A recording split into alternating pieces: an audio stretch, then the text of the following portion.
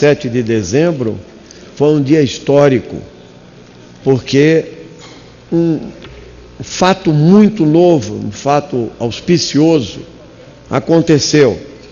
Os Estados Unidos resolveram, na pessoa do presidente Barack Obama, reconhecer que um bloqueio de 53 anos sobre a República Socialista de Cuba não funcionou.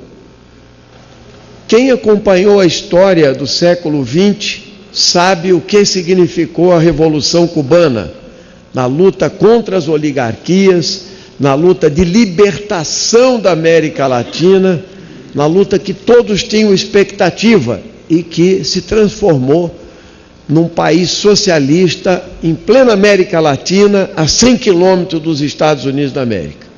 E que este país nunca aceitou, os Estados Unidos, que houvesse altivez de um povo a 100 quilômetros da Flórida. E por isso a invasão da Baía dos Porcos. E por isso a invasão determinada pelos Estados Unidos e pelo presidente John Kennedy. Então nós tivemos momentos muito tensos, inclusive da Guerra Fria, com ameaça de guerra nuclear.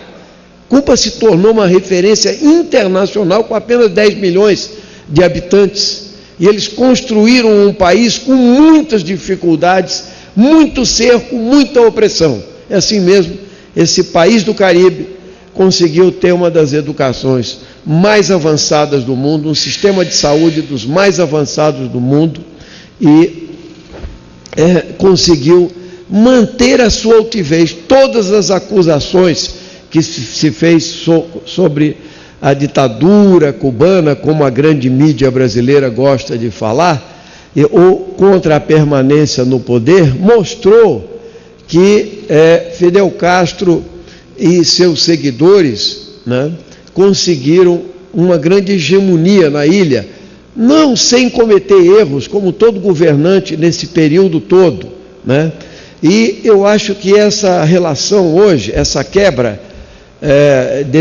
desse cerco a Cuba, mostra que era preciso rompê-lo. Há quem calcule que hoje que 3 trilhões de reais foi o custo do bloqueio a Cuba. O impedimento do desenvolvimento científico e tecnológico, o impedimento da troca internacional, como é o caso da lei Helms-Burton, que pune empresas norte-americanas que façam negócios com Cuba. Quando o Brasil estabeleceu uma rota para Cuba, através da Transbrasil, a empresa Boeing obrigou, inclusive a Transbrasil, a cortar essa linha direta com Cuba, porque ela não forneceria mais peças aos Boeings que voavam para Havana.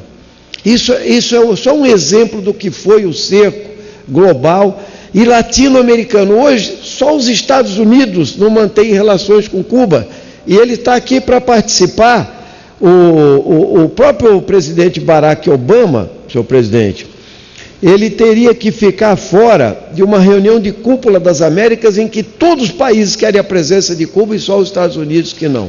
Mas isso vai aliviar muito a situação econômica do regime cubano, sem dúvida, porque vai permitir relações diplomáticas e transações comerciais muito maior. Mas o presidente Raul Castro adverte, o bloqueio ainda não foi quebrado, entende? Continua o bloqueio, flexibilizou-se várias condições para que Cuba possa crescer, autorização de viagens, maior volume de recursos, de troca e etc. Isso é um excelente sinal, é um sinal importante, mas creio que é preciso distensionar. Isso era o resquício da Guerra Fria, que vem desde a Segunda Guerra Mundial na prática, e que se manteve com Cuba, com a tentativa de asfixiamento de Cuba. Quero dizer, dessa tribuna, que para nós, que acompanhamos, senhor presidente, todo esse período histórico, sobre o envolvimento desse pequeno país do Caribe, que foi exemplo internacional de solidariedade para vários povos, e também foi motivo de um grande cerco da mídia internacional para impedir que ele se colocasse como um país autônomo, soberano e com alto padrão cultural, inclusive, e de socorro. Inclusive, agora nós tivemos um exemplo sobre a crise do ebola na África, onde exatamente a República Socialista de Cuba mandou centenas de médicos e especialistas, porque está preparada para lidar com epidemias, inclusive. Então, senhor presidente, eu entendo que é um momento histórico para o povo cubano, e ainda há resistências daqueles que estão em Miami até hoje, né, repudiando o regime cubano, mas não tendo nenhum peso nisso, porque é lá mesmo em Miami que teve festa ontem, com o povo na rua também. E em Cuba, eu tenho certeza que todos estão ansiosos para que se coloque uma nova abertura política. O próprio presidente Obama colocou: somos todos americanos. Isso é uma excelente sinalização, embora nós sabemos o peso do Império Americano, né, do Império Econômico, Político Americano, Militar Americano, mas é uma grande abertura, e nós queríamos saudar esse passo dado como um distensionamento. E aqui no Brasil, em especial, só queria finalizar com isso, presidente, aqui no Brasil, em especial, nós vivemos um momento, entende, em que países que se libertaram desse jugo, como a Venezuela, o Equador, a Bolívia e tantos outros, que querem autonomia, que querem soberania nacional e etc., sofrem com ações ideológicas